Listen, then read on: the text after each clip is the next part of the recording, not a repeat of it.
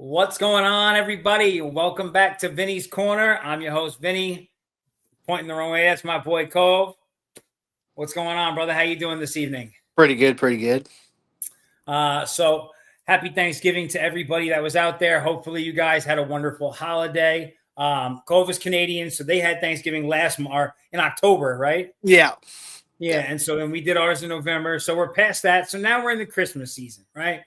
Different time of year, but the same sport's still going on, right? So we've got the NHL. I got my Golden Knights t-shirt on tonight. I wear this thing all the time, let's be honest. We've got Major League Baseball off season, things moving and shaking a little bit, but not too much yet. The NBA is in full swing, and we're already at week 14 of the NFL. So it's been a good fall for sports so far.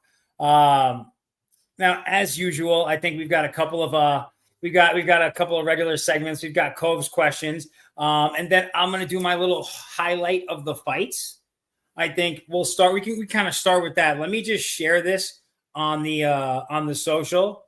Put it out there. You know what? It's all good. It's already out there. We're out there. Whatever it is, it is. So anyway, this weekend, December 6th, huge boxing card being held by Premier Boxing Champions. If you have time to read, you can always check out the highlights section on my X page, and you can see all of my articles are listed in there, or you can go to WeLikeSportsPC.com and you can see them there. I kind of do a breakdown on all of the fights. This weekend, though, we have Isaac Pitbull Cruz defending his WBC interim 140-pound championship, which is a junior welterweight or super lightweight, some people call it, against Lamont Roach, who is moving up in weight from 130 pounds. So it should be a really good card. There's another championship on it. There's a featherweight championship between Oshaki Foster and Stephen Fulton. And there was a third title fight, but that fight has been called off as Janabek. Guy's last name is crazy. It's like Alamalakuli or something. He's a Kazakhstani. He tested positive for a banned substance, performance-enhancing drug. So looks like that fight will be off. Kind of interesting, though, right? This stuff's been going on more and more and more, it seems like, in the news. Boxers testing positive for performance-enhancing drugs right before fights. It's unfortunate from a standpoint of a fan of the sport, for sure. So now, in our usual sense, right, you got a lot of different questions out there, and there were actually a few different things that we were looking to talk about. Should we just kind of jump in with the NFL, or do you want to go to the hockey and talk about our guy Hart? Which way did you want to go? I would say the football is going to be the longest part of the evening, so I'd start with the short stuff first. Okay, NHL it is. That makes total sense to me. Mm-hmm. All right, so where do we go? NHL. When is it? Wait, is this today? Am I tripping? This is. Wait, hold on. You sent like two different sets of things, and now you got me lost. Hold on a second. I'm looking. Which one was it? Where's the? Wait, you might have texted me some of them. Yeah. Did you text me some stuff and then you sent me some in the chat, right?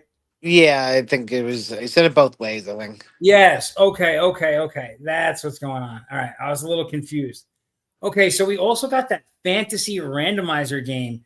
Basically, it's a quick fantasy challenge that we have. And what we're going to do when we get to that is, you know what? I'll explain it when we get there. All right. Let's talk hockey. So Golden Knights are back.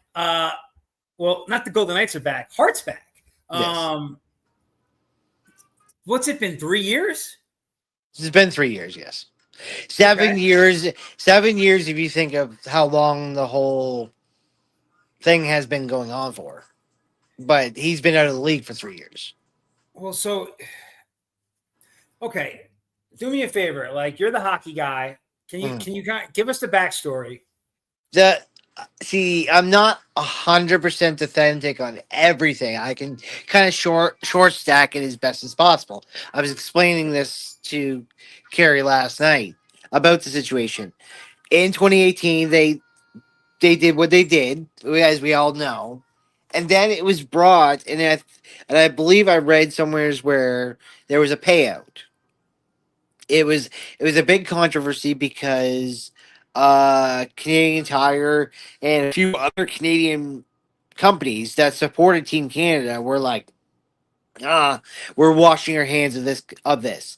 So Canada lost a lot of sponsorship from it because it was a big, massive hit. And if you don't recall, that's shortly after the Blackhawks, after 8 years, finalized a sexual assault case within their own organization from 2010. So Now, it was kind of like, whoa, whoa, whoa, whoa, what's going on here?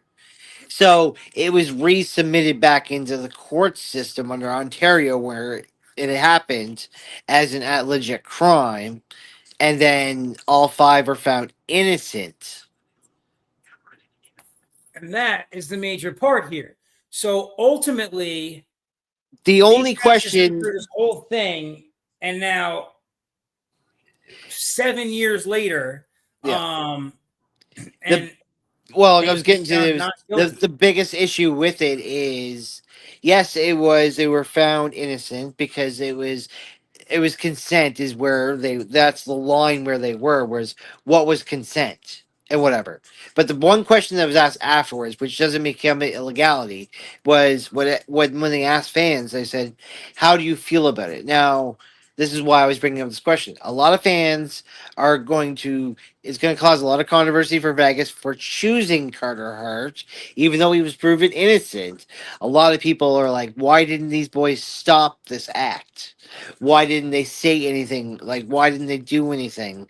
And even if they didn't participate, why didn't they do that? It's raised a lot of questions. So right now, Vegas and I forget the other individual that was signed, and because the three of them are not, I think they belong to a club, but they're not officially signed because they had till December 1st or whatever, which Carter Hart got a chance. But it Okay. was the league said they're not for it, but they're leaving it up to every individual 30 teams to do their own investigation under judge findings, and they can make their discretion if they want to. And the league and no one has officially said anything other than they are disciplined worse in a sense than everybody else. They have a strict set of rules they have to abide by, and as long as they abide by the rules, they can play, basically. Listen, man. It just causes a lot of controversy because, like I said, the idea as like I asked Carrie, as a woman, how does she feel? And she's kind of, on the fence about it because of the fact that, like, using the analogy of why didn't they say anything? Why didn't one of them stop everything that's going on?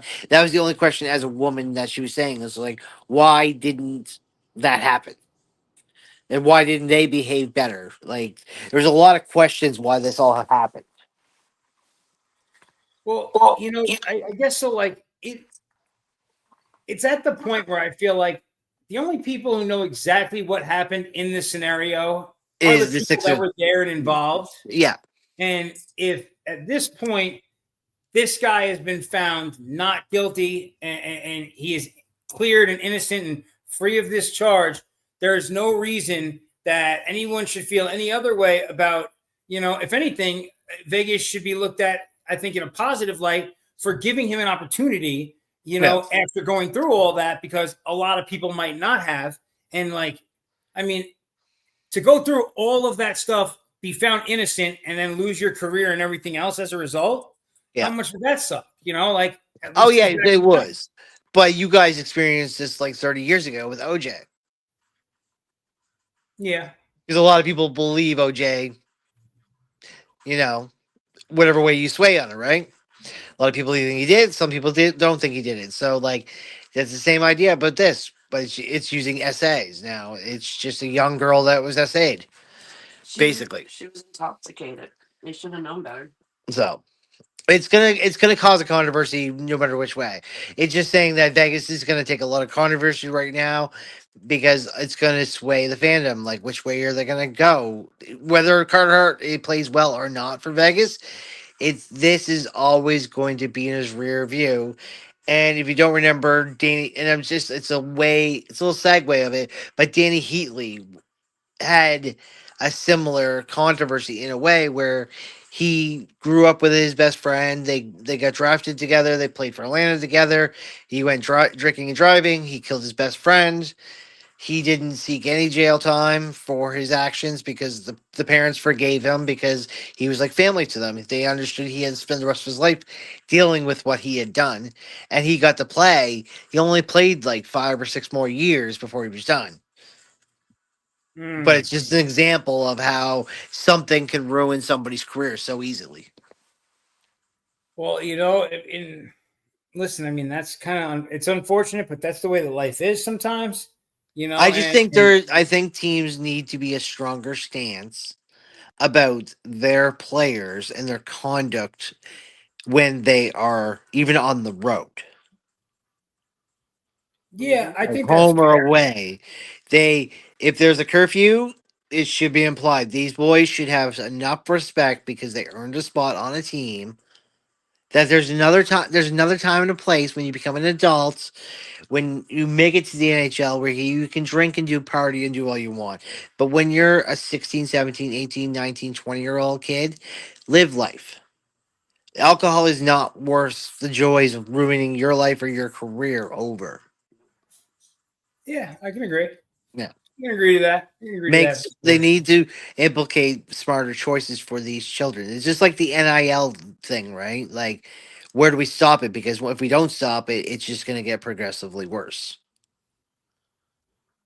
Um, hmm, the NIL thing. What do you mean? How do you mean? Because you're giving kids used to come into college at 18, not earn a cent, and then wait till they were like 21, 22, go to the NFL, make their bank. But now you're giving them like $5 million at 18 years old, and they have no idea what to do with that kind of money. Like it's just that's what I mean. It's not that I mean they don't earn it. It's just saying it's just a different mindset as an 18-year-old versus a 22-year-old when they get that kind of money.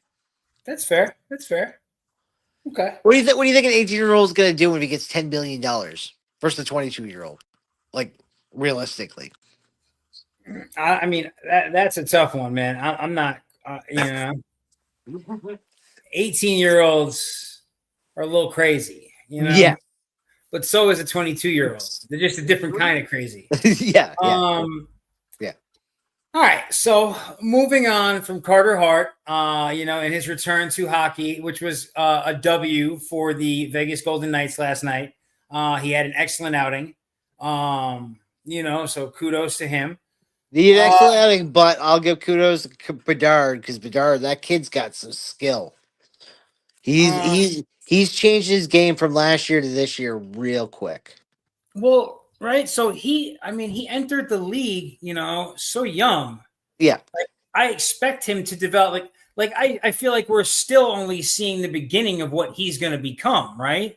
Well, if Like you look at last year, remember we had his biggest number one fan that was always talking about Connor Bernard. And but last year it was like he had like 24, 25 points. Now he's got like 40 points in like 24 games. Like his game has evolved. He's got comfortable. nice. That's awesome. That is awesome. So Yeah. that actually kind of leads to one of the first questions that I was going to ask myself. Just what teams have been a bit of a surprise for you, and maybe it's not the entire Chicago organization. Maybe it's just the No. player, or would you say it's the whole team? I'd say it's the team as a whole. They restructured that team and rebuilt it and rebuilt it and rebuilt it because they were trying to get back to the 2010s again where they won three Stanley Cups in 5 years, right? Yeah, I mean, They and were that trying makes to sense. rebuild that team. They were trying to get that lottery pick of wins, like getting Jonathan Towers again and Marion Houston kind of player. Like you're trying to get those kind of players back into that system, but they don't have the goaltending because Corey Crawford was a different kind of beast back then than what they have today. So that happens a lot in a lot of teams. If you pay attention to it because you grew up loving a goaltender, so I think you would focus on that a little more when you're watching the games. In that sense, like when you have a good tendy or a good duo like Colorado right now, it does wonders for the team. It builds morale for the team.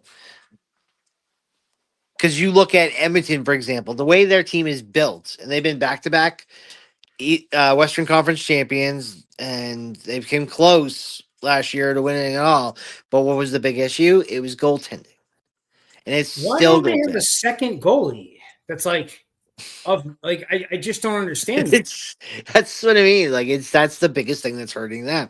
If Edmonton had a tandem like Colorado, Edmonton would be Edmonton the last year where they came out of nowhere and start winning because their tandem start winning. So Like we lost one of our VGK lost one of our goalies and turned around and were like, "Hey, yo, Carter, yeah, like, get in here, bro. Like, we need a second body. Like, you yeah, got to yeah, have yeah. two competent goalies It's now the league has changed in their modern views on hockey." they've changed their views on the extended goalie rule too because of that, not that controversy, but how like Carolina was playing Toronto and one of them lost their goalies, like they needed an emergency goalie, and so I think it was like Toronto gave Carolina their goalie, and then Carolina ended up winning with their goalie in their net. It was just wild. That's crazy. So now they have legal implemented that every team have an emergency goalie. I mean, it would make sense, right? It's just wild when it comes to it because you're sitting on your couch right now. If you play goalie and you apply for that position in way to be the emergency goalie for the VGK, and all of a sudden Carter Hart got injured and they're calling you, you have to be at the stadium so many minutes to be ready to be put on the ice or on the bench. Well, You're like, sorry, I gotta end this. I gotta go. yeah, Like like that's got to it's be like wild. fairly new, right? Yeah, yeah, it's been in the last few years. It's fairly new. So they have the emergency goalie. They have the person basically probably gets contacted that there is a possibility, so stay in the area kind of thing. So just in case, because I mean, think about it. If this was your only chance in your entire life to ever play NHL, you'd fucking take it. I mean, I'm gonna go apply for the emergency goalie job right now.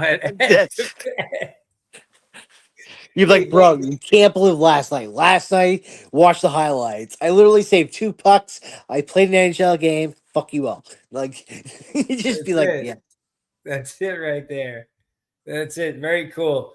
So the team for me that I think has been like, and besides, hold on, let me start that over. Besides the Islanders, because I got to go there at some point. Yeah. The other team that has actually been a really pleasant surprise, and I think this kind of speaks to their drafting and the rest of the process internally, but the San Jose Sharks, Mm-hmm. like I'm starting to see something. I feel like. Macklin Celebrini is just something. He's just a great Canadian player, great Canadian product. He brought something. It's like he brought spark to this team. And it's insane because the Sharks, like, now, even though they have a fair record, um, it's like the production is insane right now with that team. Celebrini just tied a Grusky record for a kid his age to have that many points in that many games. Um, how Oh, old is he? I forget how old he is, but like But Grusky, he's young. yeah. Grusky in 1979, 1980 had this many points in other between 24 and 27 games, and this kid had it in 27 games. And Lemieux's the only other person that did this at his age group. I think he's like 18 or 19. I believe so. through four, and he's already got 40 points through 27 games. Yeah. 14 goals. Yeah, he looked, you know what? I'm like looking at his picture, and yeah, he looks, he could be my son. Yeah. He's a baby. He's a baby. Yeah, he's 9. He's born. Holy, yeah. Oh, he's born in 2006. Yeah. It makes me feel This so. kid was created when Sidney Crosby came in the league. And Bro, I was in the workforce already. Like I had already graduated college and everything. Yeah. That's wild. Oh man, this made me feel. That just made me feel old. You know, like wow. But you know what? He's been an absolute star though for them. No doubt about that. Oh, that's the thing this is how this team is going to reinvent itself because this team was good for a long period of time. There was a lot of well-known names in the San Jose organization between 2010 and 2020. You guys, Vegas, have taken some of them on. So like it's there's been a lot of talent from Yo, Couture to Thornton to fucking everybody else that ever like. There's so many great Anthony Nami. well, There's so many great players I've loved that were Ola Nolan going back in the '90s. Like there's so many guys that have played for the Sharks, and I love that teal uniform. It's so iconic. I know you love the teal uniform. Will Smith this season, the 20-year-old center they have on the team, Yeah. he's already got 26, 27 points on the season as well. Yes. Yes, I forgot about Will Smith. Eklund might have like 20 points now also. Yeah. They have good people on that team, and they're playing good hockey. They're fun to watch also. They're very fun to watch. I like betting on them, actually. It's intense because they're a roller coaster. They're not that consistent yet. You know, they're still a little up and down. So betting on them is kind of fun. It's a little roller coaster. I mean, for the fun fact is San Jose, Ottawa, and Tampa Bay all came in the league at the same time. Really? Yeah. 1992. 3 teams, not 4? No, it was 1992. I forget. I think of the other team that came in. Florida came in 1993. Florida came in 93? Yeah. So they had 3 teams in 92 and then Florida in 93? Yeah. What? I don't know. Like the Sharks are like originally like it's like they have a date for 1991. But what happened was 91 the Sharks were invented, 92 Ottawa and Tampa were invented, and then it was 93 was Florida because they just added a team, then they had to balance it and they got 2 teams, then they had to rebalance again with Florida to balance it again. Like it was just how these teams could afford coming into the league, so it was over a 3-year period, but these 4 teams came into this league, right? Okay. So these teams are only like they're in their 35th season, like kind of thing. It's just they're still very young. Now, okay, you got Ottawa, you got San Jose, you got Florida, and who am I missing? Tampa. Yeah. Okay. Now, that's weird. So between the two Florida teams, they've got like 5 Stanley Cups. Yeah. And then the others have 0. Yeah. Oh. Sharks have played once in the finals, and Ottawa has played once in the finals. They've had their chance to win it. Okay. Well, hopefully they'll get another one. I mean, it might be a while for San Jose. You know, they're in the West. But you look at that, and then you put Columbus and Minnesota coming in, and then you have Seattle and Vegas as the last real 4 expansion teams. Again, you got Vegas, they've been to the finals, they won the finals, and the rest of them haven't done anything. Yo, Vegas did it quick, man. Actually, quite impressive. No question. Like they were compared to like the Florida Panthers, when the Florida Panthers came into the league, they were considered the best expansion team to come out of all of those four teams at the first inaugural season. And then Minnesota and Columbus were horrible their first inaugural season. And then it took until Vegas, what Vegas did, to trump what Florida did. And then win it before Florida. Because Vegas was the first expansion team since then to win a cup. Okay, that makes Oh sense. wait, no. Tampa won it first. Tampa won in 03. I forgot about that. Tampa won in 03. Tampa Tampa won in 03. Tampa won in '03, and then they won back to back Yeah, in but Tampa that was was the recent. first of that group to win a Stanley Cup out of that four group, and then Vegas was for the next four expansions. Vegas was the first to win the cup. Ah, there we go. Um, Hold on. How did I do? Oh, wait, my bad. I'm just I have so many different messages that have your name on them in the same thing, like list. Yeah, I go to try and find stuff, and I'm like, wait, where was I just now? yeah. Okay. So since we're talking about the Florida expansion teams, fresh off back-to-back championships, do we feel like Florida remains a serious contender, or are they due for a fall off? I think they're due up for a fall off because Kachuk's been injured. Marshawn's been not inconsistent, but he's had some personal things that he's had to leave for. Um, Barkov is gone for the season completely.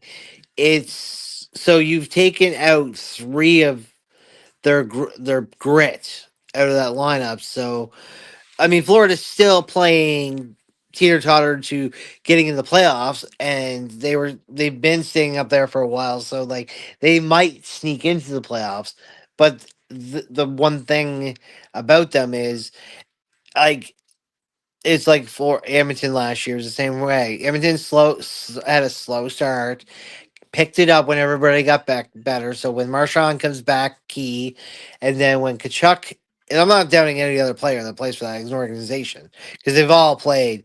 Reinhardt, Sam Reinhardt especially. So like, there's tons of guys on that organization that can hold their weight, but without Kachuk's leadership, without Barkov's leadership for a while, that's just gonna just you know, and then you're gonna get Kachuk back, but you're still not gonna have Barkov, and he might be the key in the playoffs. If you have Bennett and Reinert holding down the fort, Mm-hmm. and then you get eventually Marchand and Kachuk back, Back, yes, I don't know. I just don't believe it. I think that they would need it. I think we're going to see them right back in a deep playoff run. I don't know that they're going to make it all the way to the Stanley Cup.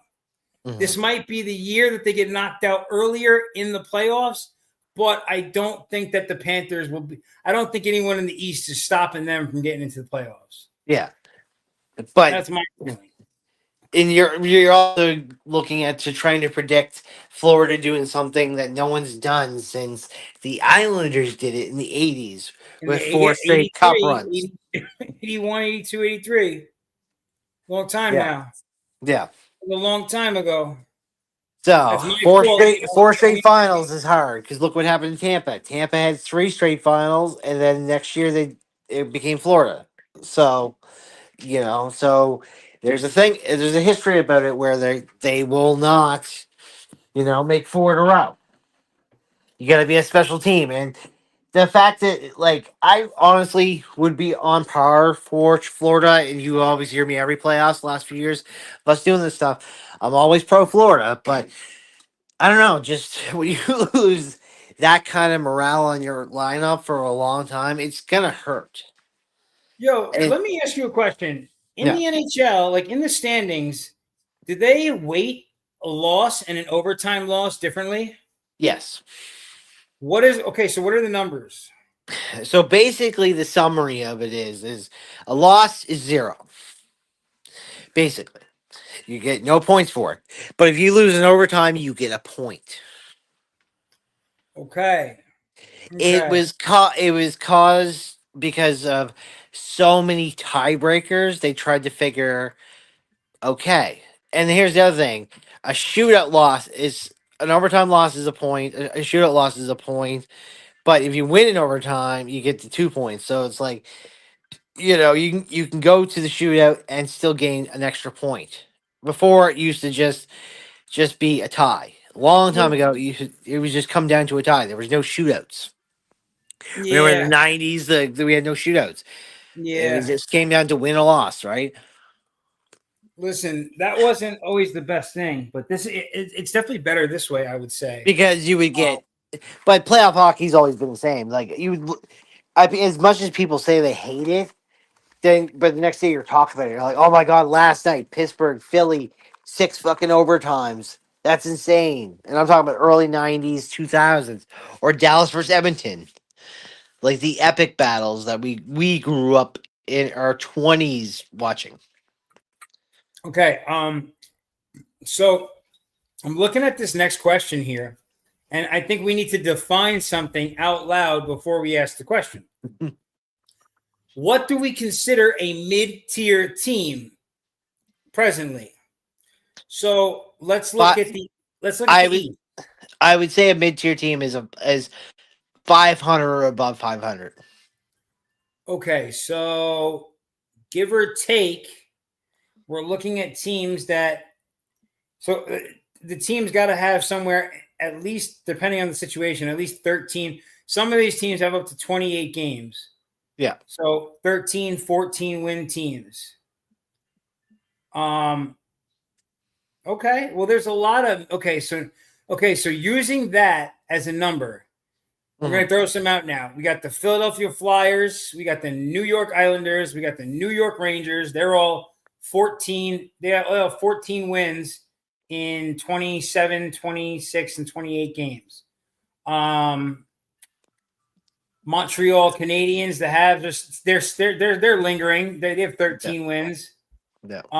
They started kind of good and they've looked kind of crappy since. Yeah. Detroit, But the Red I Wings are a 14 win but give you team. example, like a mid tier team is, I'm talking about like 5, 6, 7, 8, 9, like somewhere's in the middle of the pack. There's 15 teams in the league, so for 1 to 5 is your top tier teams. 6, 7, 8, 9, 10 is your mid tier teams.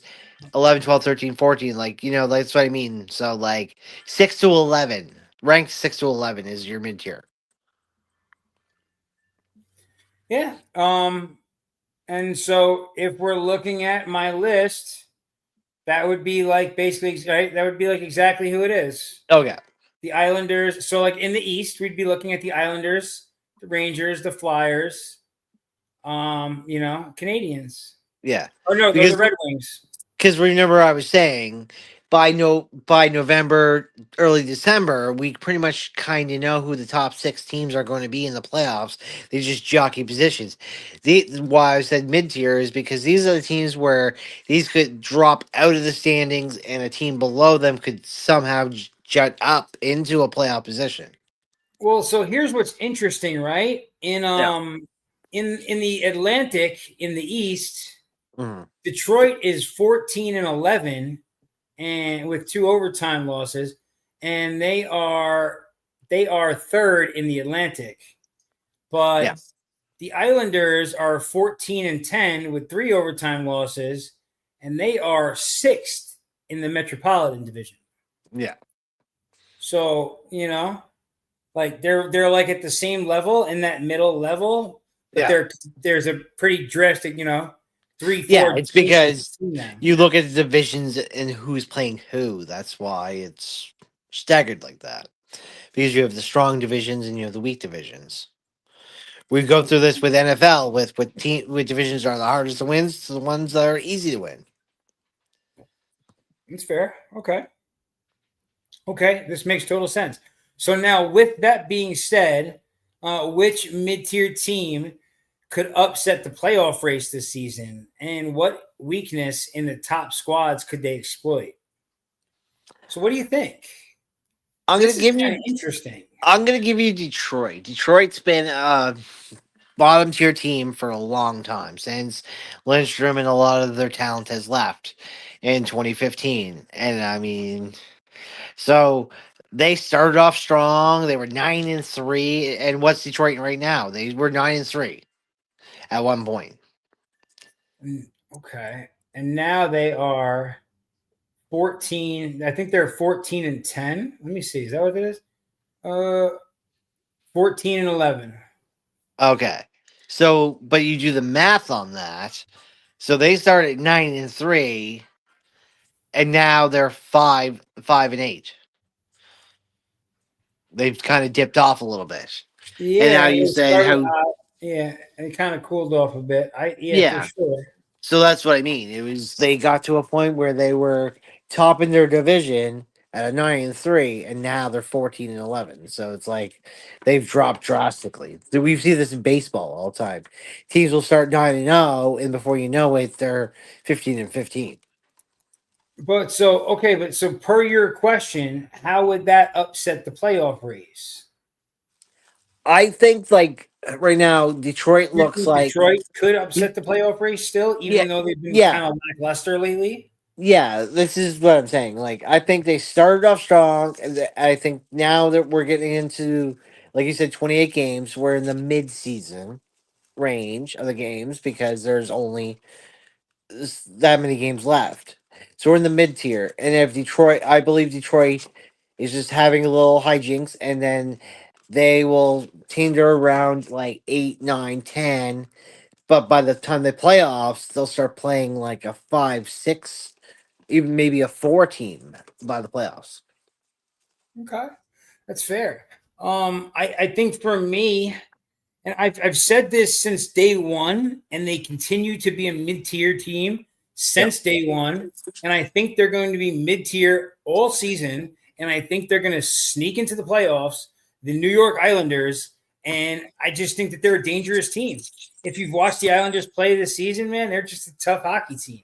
Um, no other way Just to say it. just And ask as a mid question. Would you love to see an Islanders Rangers series in the playoffs? I mean, I don't. So when it comes to hockey, like I don't really have any kind of like a feeling like that. Like I really could give a pardon my language, I could give a fuck about the Rangers. Yeah. Um, you know, they're not the Islanders and they're not the Golden Knights. That's all I know. Yeah. And I see, so like that's like that would be the if I could see the Golden Knights play the Islanders in the Stanley Cup Finals, that would be like the GOAT Stanley Cup final for me. Oh, okay. Especially if the Islanders won. But that's because since you've been to Vegas. So, but if you were still in New York, would it change? No, I've just never cared about the Rangers. Okay. Like the only other team I ever cared about was the Colorado Avalanche, and that was really, and that was just because of Wah. Like I started watching Wah as a Canadian, and then he got to the Avalanche, and he just became the goat, and that was Yes. it. Watching Wah in the mid '90s was like what a treat. Waugh and Brodeur. I'll give Brodeur his props because Brodeur became the winningest goalie of all time. Wah and Brodeur, both those guys actually made it like so people our age and younger wanted to be goalies Mm-hmm. instead of being like centers and wings. They wanted to be goalies Yeah. because of those guys. Like Yes. whoever wanted to be a goalie before that, nobody wanted to be the goalie before that in hockey. Now everybody Well, wants to be a you goalie. you had Tom Barrasso, you had Grant Fuhrer, you were Kelly Rudy, a few No, you icons. had great goalies, but it's Yeah. different. Like after those guys, like younger people, like you could hear a kid talking about like being a goalie. You just didn't hear it that Well, much. yeah, because of After those guys. Law and Brodeur played for a long tenured. They Yeah. went through our childhood into another our children's childhood, and almost into a grandchild's childhood kind of thing. And Because those they guys are were just rock still stars. they're still in NHL. Because doesn't Waugh coach the Islanders? Yeah. Yeah. It's So now awesome. your favorite goalie is basically, yeah, he's basically fucking coaching your team as a childhood. So your childhood goalie is now on the Islanders. Yeah, basically. That's what But happened. but it's wild because when he was in Colorado and whatever, yes, he would wear the jersey. But as the Islanders like coach, he doesn't wear Islanders gear when he suits up though. Well, because well, what does he wear when he suits up? He just wears like a black or a white jersey or whatever. He doesn't wear the insignia though. Like he doesn't wear the Islanders insignia. That's fair. You But know. it's still wild. Like the coach, he's like I love about this because like I love your goalie right in the Islanders organization right, but if he's like show me something, I'd be like the balls on this kid to fucking walk up to Patrick Roy and say show me something. Well, so okay. And hold on a second. I'm sorry, I got all sorts of stuff popping up on my phone here. The island. I'm just trying to pull up the Islanders real quick. It's Ilya. Yeah, Yeah, Ilya Sorokin. I yeah, know, but then there's also what's his name, Varlamov. yeah. Um, Which I but do love that tandem. I'll be fair. I do love the Islanders. I love the jersey. It's a classic jersey from the '80s. It's my childhood. oh, it's the best But jersey. but I'm like, you have those two guys who could be a great tandem, Here's and what I wonder: there is guys on that team that could be amazing. do you believe that? And like, I was trying to get to the numbers, I just can't do it fast enough for it to be like not annoying. Do you believe that since Sorokin and Varlamov have gotten paired with Patrick Roy, that Yeah, they have become better goalies? I believe they have become better goalies, and I mean, you cannot ask for a better mentor to coach you and teach you the game of being an epic goalie other than Patrick Waugh. Well, and I saw they have each other to push each other. Yeah, Then they have amazing mentor in Wah. yeah, And then on top of that, Sorokin has his best friend from the Russian team, mhm, Shesterkin, right mhm. across the way for the Yeah, Rangers. So they're in yeah, the same place. So, yeah, like, you got all those people right there. Like, yeah, what an optimal work situation for like a random Russian guy to move to America. yeah, Like, you got everything you need. You know what I mean? And it's working well. It is. I think that the results have really like started to show themselves this season. I've enjoyed watching them a lot. They're very excited. I think I was a little upset to hear that Palmieri went down for the season. yes, Because Palmieri, quite frankly, like if somebody was to say to you, who is the heart and soul of this Islanders team, and you didn't say Matt Barzell or Kyle Palmieri, then you're not really an Islanders fan. yeah, You know what I mean? Like it's one of our guys. So yeah. that was big. But again, that being said, whatever, it's cool. But that's the team for me that's like kind of really jumped out because so I don't know that San Jose will make the playoffs because the West is deep. Yeah, But the like, West is their division is deep. Their division yeah, alone is you deep. know what I mean? Like they're gonna have a very tough time over there. But like from what I've seen from the Islanders so far against the East competition, I just have no reason to believe they can't sneak out of the Metropolitan. I Mhm. just, so that's my thought on it at least. All right, so But before we move on for a quick second, now this is a side thing because you look into hockey. Uh, and I'll remind you later about it, but I want you to look up like all the Russian players because we have the Olympics coming up, and we can talk about this later as we get there in a couple months for the Olympics. But I want you to look at all Russian players who could be viable if they were playing in the Olympics, and look at that lineup, and tell me that is not the most dangerous lineup you've ever seen constructed. And I'm being a Canadian in this. I'm going, if they had a Team Russia team, it would be phenomenal. well, they're just like Russia's really about it like that though. Every few years, if you look at Team Russia, it's like Yeah. the best team you've ever seen in your life. No, but I'm talking about the NHL Russian. Like you got Shizurkin, you have Ilya, you have like, oh my god, the goaltending alone. Well, and that's I mean, listen. Vasilevsky would be your star. Then you would have Shizurkin backing him up and Ilya backing him up. Like that 3 tier right there of a goaltending tandem is alone is just insane. Then you look at the defense. What You're like, about oh my god. Bobrovsky? Yeah, Bobrovsky could be thrown in there too. Like that's what I mean. Like There's so many of them. yeah, like Russians are so good at goaltending. so that's your goaltending right there. Wait, why are Russians? Wait, hold on. Pause. Why are Russians so good at goaltending? What is going on? Yeah, Why did like, you just name 5 Russians in like one second that were all dominant goaltenders? yes. Versus how many dominant North American goaltending there is. Like I mean, you're putting Aiden Hill against for us. You're putting Aiden Hill up against Bobrovsky and Vasilevsky. And then we got what, Jordan Bennington? I was So just about to say, but listen, if Prime Binnington shows up, it's lights out. Okay, but we have Bennington and Aiden Hill versus Vasilevsky and Bobrovsky. Listen, we've all seen it. We've seen it more than once. If Prime Binnington shows up, it makes no difference who's on the other side. He's winning. Prime Bennington was like the only guy that you guys cannot beat in a Canadian jersey is Carey Price. You guys have no challenge against that guy. Yeah, that's fair. That's fair. The guy was 11-0 in wearing Team Canada. He never lost. I mean, you know what his one loss was? Being on Team Canada. Yeah, that was bad news.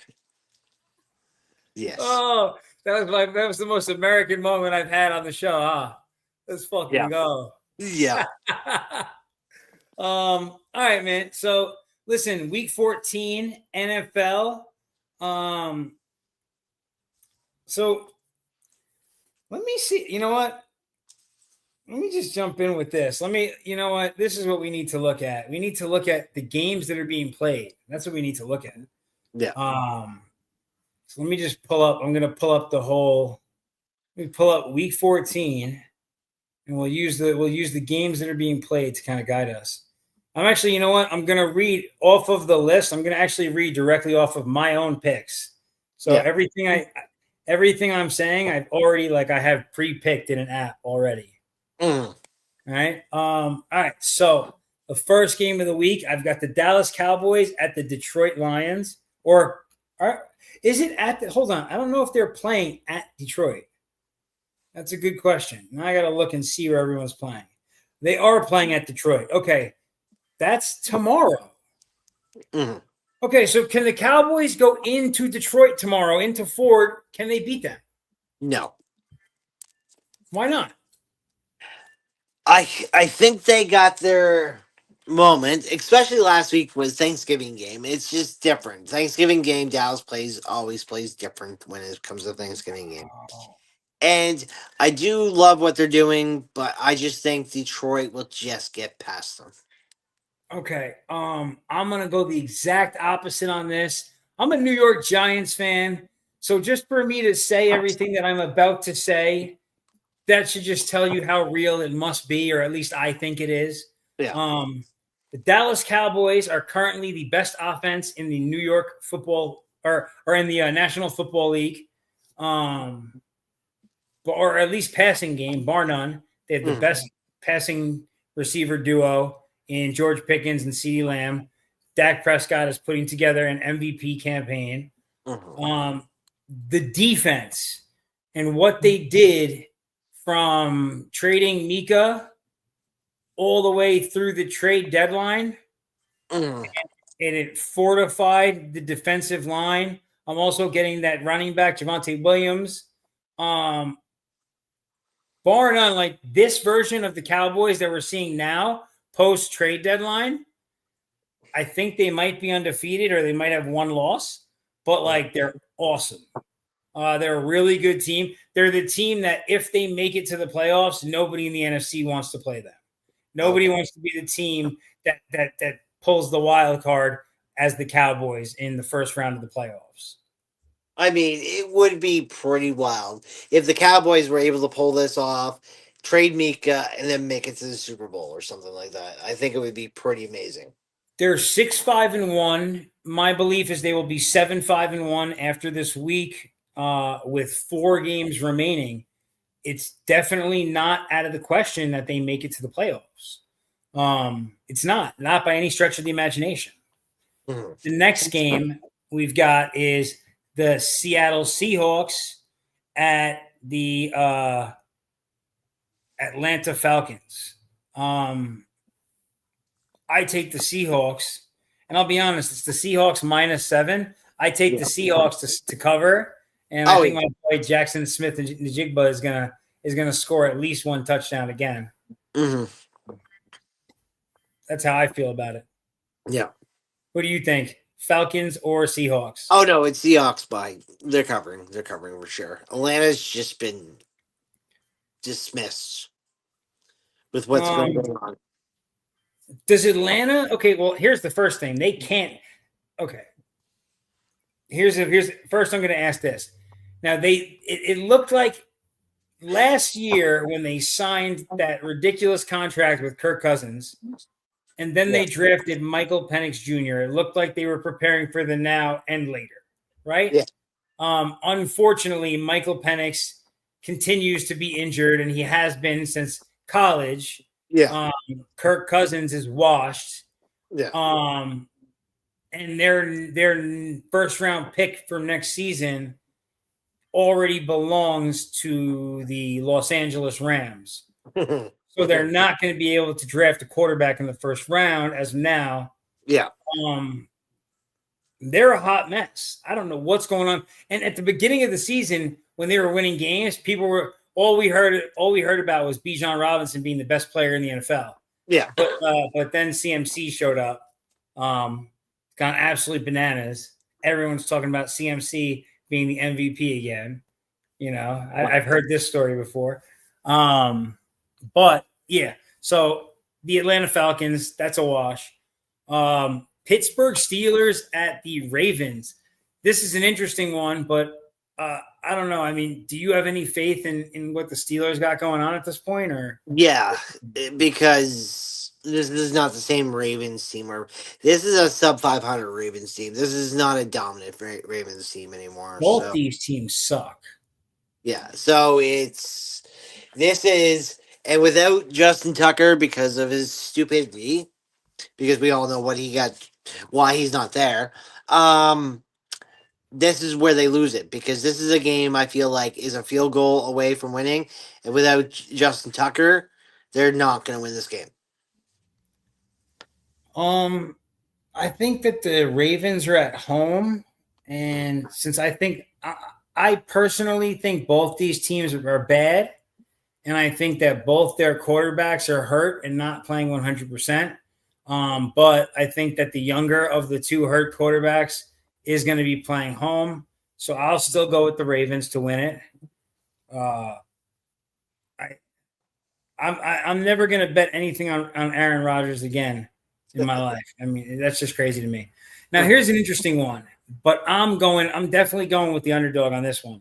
Buffalo Bills hosting the Cincinnati Bengals. Surprise, I'm going to say Bengals. Me too, 100% of the time. I don't know what's going on in Buffalo right now to why this team is, but this is the momentum. Before we get to that game, is Buffalo loses this, New England wins, and New England takes that division. Well, yeah. I mean, New England's taking that division. New England's going to play Buffalo at New England one more time this season. No, I know, but what I'm saying is, right now we're in week 14. There's only 18 weeks. They have a 3-game lead. They take the New England wins, and Buffalo loses. That gives them a 4-game lead with 3 weeks left. And I think you're 100% right that the Bengals are going to win. So the Bengals are all hyped that my boy Joe Burrow is back. They're now trying to make it to the playoffs. And because their division stinks so much, right? You have two teams at 500 with 6-6 and 6-6 in the Ravens and Pittsburgh. One of those teams is going to be below 500 after this week. One's going to be above 500. The third team is the Browns. The Browns have 3 wins on the season. They're awful. But, Shedeur Sanders is getting ready to do his thing over here, so who knows? But no, it's not going to be relevant this season.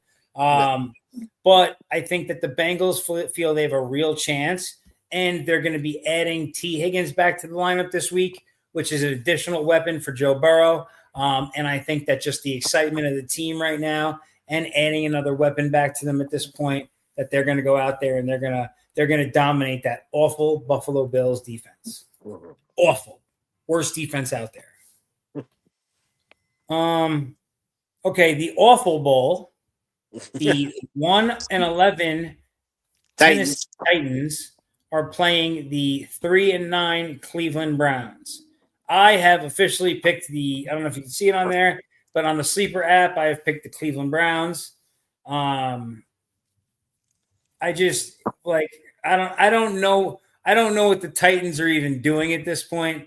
I think Cam Ward's going to be decent at some point eventually in his future, but I don't think that team is any direction right now. No, So this is one of the worst in a while where we've seen a number 1 pick on a team this bad in recent years. Yeah, maybe this team's awful, but they have no leadership. I'm talking about you got Bryce Young. Yeah, he was horrible, but they had solid talent on the Panthers. No, but they they're traded away almost everything that was viable in Tennessee to create this team, and they have no direction. There's no quality coaching going on. There's no direction for the team. It doesn't look like there's locker room leadership of any sort. It's just you're just like a miss. Didn't Mike Vrabel go? Did Mike Vrabel go to New England? Well, Vrabel's in New England, but he was forced out of Tennessee because they're retarded. They sided with the bad GM. Yeah, I know, and that's what I mean. That's what I'm saying. And he's now over in New England doing amazing things, and New England's ready to go to the Super Bowl, and the Titans are still trying to figure out who they are. Yeah, which is pretty. I think they pulled that trigger way too quick. It was a bad move.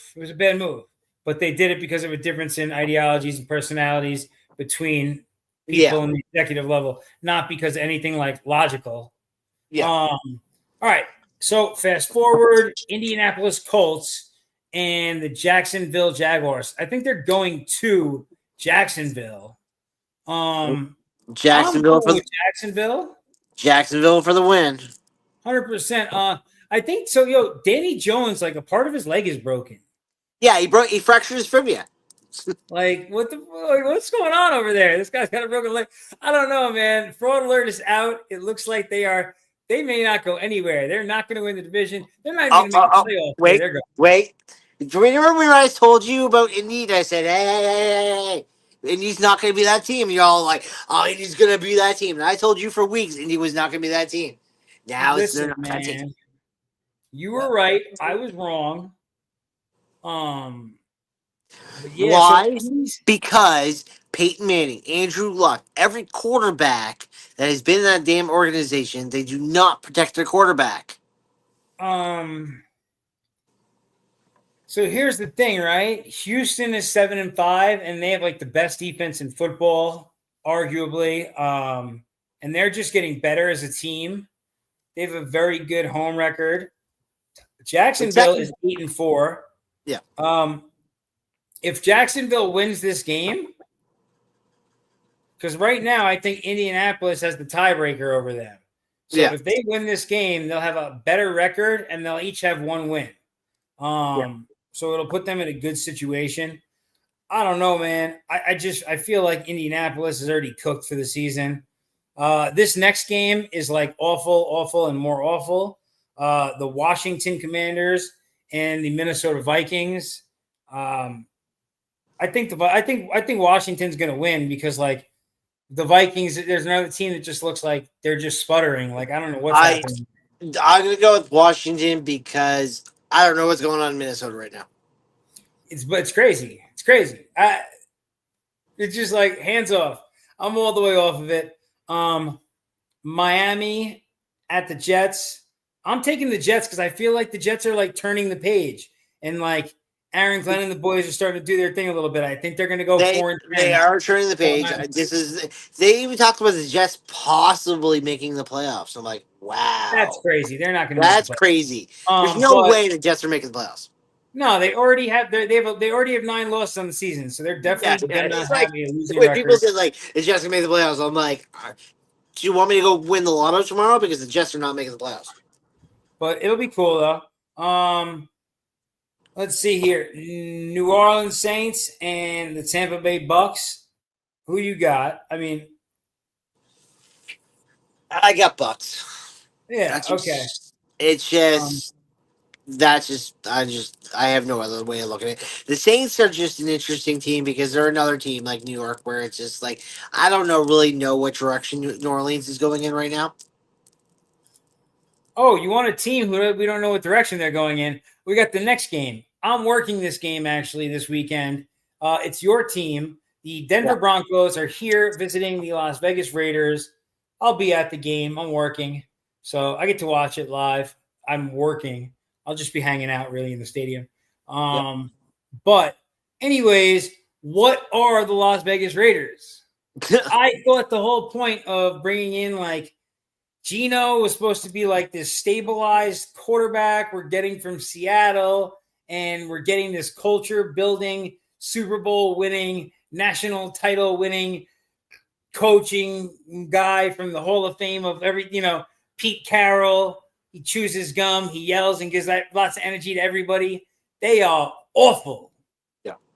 They are the worst team. And like, oh my God. The Raiders need to draft a goddamn quarterback. Oh my God. Do they? They are so bad. It's terrible. I'll leave it at that. Broncos by a lot. Broncos at 10-2 also. People don't really pay that much attention to them, I feel like, because a lot of these younger teams and quarterbacks are awesome. But yeah, the big thing about the Broncos is look at their schedule and give me how many quality wins are out there. There's not many. I've told you that all season. They beat KC. That's their only quality win out of all the wins because you were beating the Jets 14-10. Really? The Jets? Listen, I don't give a pardon my language. It's week 14. I don't give a fuck. Like anybody who's this good by week 14, I'm all the way into like I buy in at this point. Speaking of buying in, I'm going to go ahead and provide my pick for the next game because I bought into this team too. Chicago Bears are going into Lambeau Field to win. Chicago Bears posting the W. Caleb Williams for the win. But they're going to run like 200 yards on that defense, hopefully. Yeah. So we'll see what happens. What do you think? It's one of those mystery questions because it's like last year I was anti Caleb Williams and now I'm pro Caleb Williams. It's like it's insane.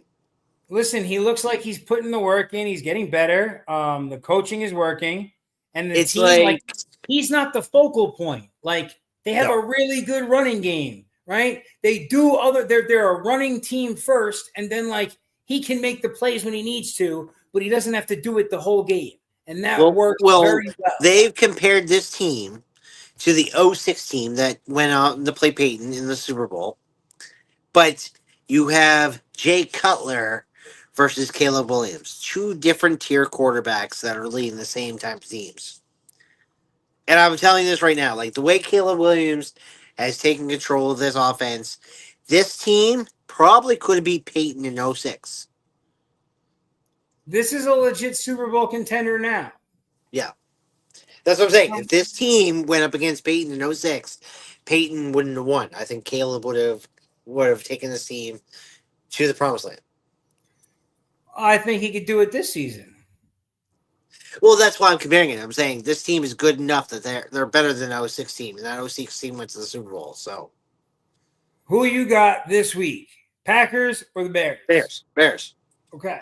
That's why I said I'm pro Bears. I'm just that's what I was Houston going. Texans, Kansas City Chiefs. Yo, I think Houston might still have their backup quarterback. What's his name? Davis Mills? Is that his kid's name? Yeah. He's awesome though. I like him. Or maybe not. I don't know.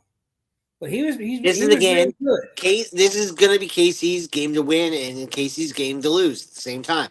This is a trap game. I believe Casey can lose this game, but also they can win this game. But I'm going to go with Texans on winning this game because I think this is the year that he doesn't make the playoffs.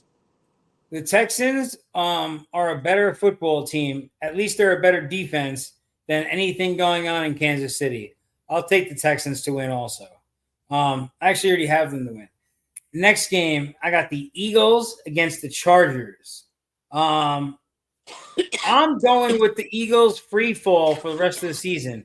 So I took the Chargers to win this game too. I got Chargers to win because the Eagles are becoming that team from a few years ago where they were really good and then they start losing consecutive weeks. This is the same scheme with the Eagles again. They're going to lose consecutive weeks. Oh, that's so. I agree. I agree all the way. I think this team is just really falling apart. I think that AJ Brown's going to be on another team by next season. They're not going to the Super Bowl. Saquon is mid at best this season. I don't even think he's fully healthy, if I'm being honest. But the team just isn't really all that good. They're definitely not the team they were last year. And whatever, we'll see what happens. It's about that time of night, and my laptop's also about to die. So I'm gonna just go ahead and say that's everything tonight from Vinny's Corner. That's all we got. Tomorrow evening, what's your story? Same time. Same time as always. Okay. So tomorrow night, same time as always. We will be back. Our boy Drama probably in the building, talking more sports. Let's do it. Have a good evening, y'all. Boom. Oh, hold on. I can't. I almost fucked that up. End stream.